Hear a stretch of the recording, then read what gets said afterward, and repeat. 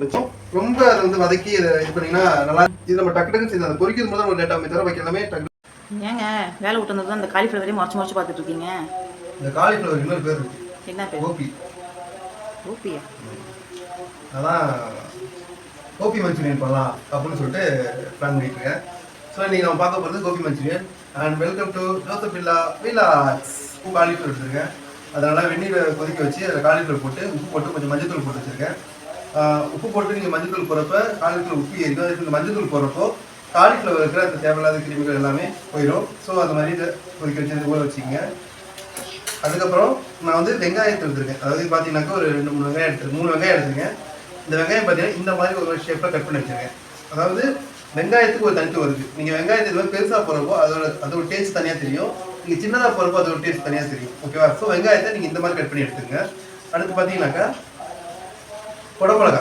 நான் வந்து ஒரு குடமிளகாய் வந்து இந்த மாதிரி அதே மாதிரி வெங்காயம் எப்படி வச்சுருக்கணும் அதே மாதிரி ஷேப்பில் கட் பண்ணி வச்சுருக்கேன். அப்புறம் பார்த்தீங்கன்னாக்கா பூண்டு இஞ்சி இந்த டீச்சர் கட் பண்ணி தட்டி வச்சுருக்கேன். அதையும் நம்ம இதில் ஆட் பண்ணிக்க போகிறோம். ஒரு பச்சை மிளகாவை சும்மா சின்னதாக அரைச்சி வச்சுருக்கேன். அதையும் நம்ம இதில் சேர்க்க போகிறோம். அந்த சுடுதண்ணில் ஊற போட்டிருந்தோம் பார்த்தீங்களா கோபி, அதாவது காலிஃப்ளவர்லாம், அது தனியாக நீங்கள் வடித்து எடுத்துங்க. வடித்து எடுத்துட்டு அதை ஒரு பவுலில் போட்டுருங்க. வந்து நான் ஒரு 3 ஸ்பூன் அளவுக்கு உங்களுக்கு தகுந்த மாதிரி, நீங்கள் பெரிய பூ வாங்கினா தகுந்த மாதிரி போட்டுங்க.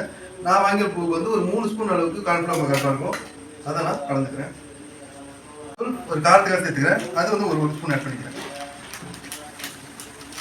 நீங்கள் மிளகாத்தூள் காஷ்மீரி மிளகாத்தூள் யூஸ் பண்ணிங்கன்னா உங்களுக்கு வந்து அந்த கலர் நல்லா கொடுக்கும். ஸோ காஷ்மீரி மிளகாத்தூள் தேவையான உப்பு நம்ம சேர்க்க போகிறோம். ஆல்ரெடி நம்ம வந்து ஒரு ஸ்பூன் உப்பு கலந்து இதை வந்து நம்ம இது பண்ணியிருக்கோம். ஸோ இப்போ வந்து ஒரு 1/2 ஸ்பூன் உப்பு போட்டுங்க. தண்ணி கலந்துட்டு அதை வந்து நல்லா பிரட்டிடுங்க. இதை வந்து பார்த்தீங்க அப்படின்னாக்கா ரொம்ப தண்ணியாகவும் இல்லை ரொம்ப கெட்டியாகவும் இல்லை, கரெக்டான அந்த இதில் கன்சிஸ்டன்ஸ் இருக்குது. இதில் இப்போ நம்ம என்ன பண்ணோம்னா எண்ணெயில் போட்டு பொரிச்சு எடுத்துக்கலாம். ஒரு என்ன பண்ணுங்க, இந்த இதை பொரிக்கிறதுக்காக கொஞ்சம் எண்ணெய் சேர்த்துங்க. எண்ணெய் சேர்த்துட்டு எண்ணெய் காயட்டும். நீங்கள் பஜ்ஜி போடுறப்பையும் இந்த மாதிரி காலிஃப்ளவர் மாதிரிலாம் வறுக்கிறப்ப என்ன பண்ணுங்கன்னா கார்ன்ஃப்ளவர் மாவு அரிசி மாவு கொஞ்சம் மைதா சேருங்க. ஏன்னா மைதா சேர்ந்தீங்க அப்படின்னா அந்த மசாலா வந்து உங்களுக்கு பிரிச்சுட்டு வராது. நம்ம 65 நீங்கள் சேர்த்தா கூட அந்த மசாலா வந்து தெரியாமல் இருக்கும். ஸோ அதை நீங்கள் செஞ்சு பாருங்கள். இப்போ என்ன காஞ்சிருச்சு, நம்ம கோபியை பொரிக்க ஆரம்பிச்சிடலாம். ஐ மீன் காலிஃப்ளவர். நம்ம காலிஃப்ளவர் பொரிச்சாச்சு. இதை வந்து நீங்கள் இந்த சைஸில் போடுறாங்கன்னு போடலாம், இல்லை இதை விட சின்னதாக போட போகிற அப்படின்னா கொஞ்சம் பிச்சு கூட நீங்கள் அதை போட்டு செய்யலாம். ஓகேங்களா? நான் கொஞ்சம் சின்னதாக பிச்சு போட்டுக்கிறேன். ஏன்னா வீட்டில் கொஞ்சம் ஆளுங்க அதிகம் அப்படிங்கிறனால பிச்சு போட்டு இது நம்ம டக்கு டக்குன்னு செய்யலாம். பொரிக்கிறது முதல்ல நம்ம லேட்டாக தவிர வைக்க எல்லாமே டக்குன்னு முடிஞ்சிடும். ஃபஸ்ட்டு எண்ணெய் ஊற்றிங்க. நான் ஒரு 50 கிராம் எண்ணெய் ஊற்றிருக்கேன். காய்ச்சதுக்கப்புறம் பூண்டு நம்ம சின்னதாக வெட்டி வச்சிருந்தோம் இல்லையா, அந்த பூண்டு கொஞ்சம் போட்டுங்க.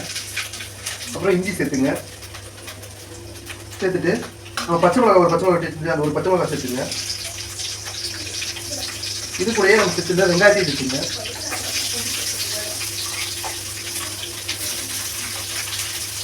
இது கூடயே நம்ம வளர்த்து வச்சிருந்த குடமிளகாயும் சேர்த்துங்க. வெங்காயமும் நம்ம அந்த குடமிளகாயும் ஒரு 75% அது மாதிரி இருந்தால் போதும். ரொம்ப அதை வந்து வதக்கி இதை இது பண்ணிங்கன்னா நல்லா இருக்காது.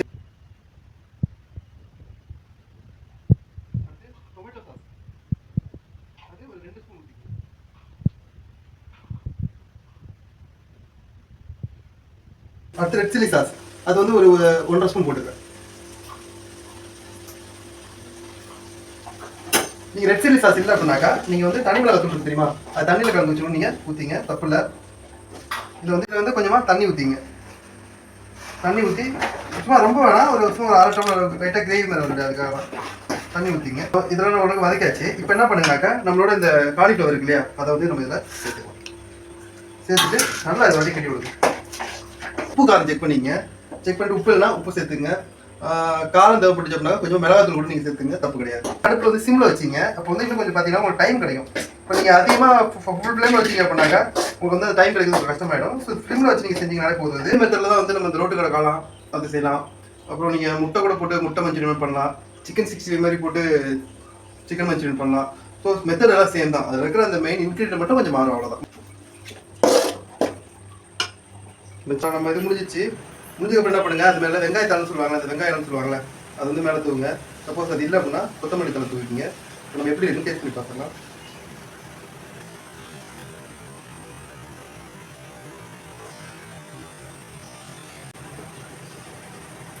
ரொம்ப நல்லா வந்து ஃப்ரெண்ட்ஸ்.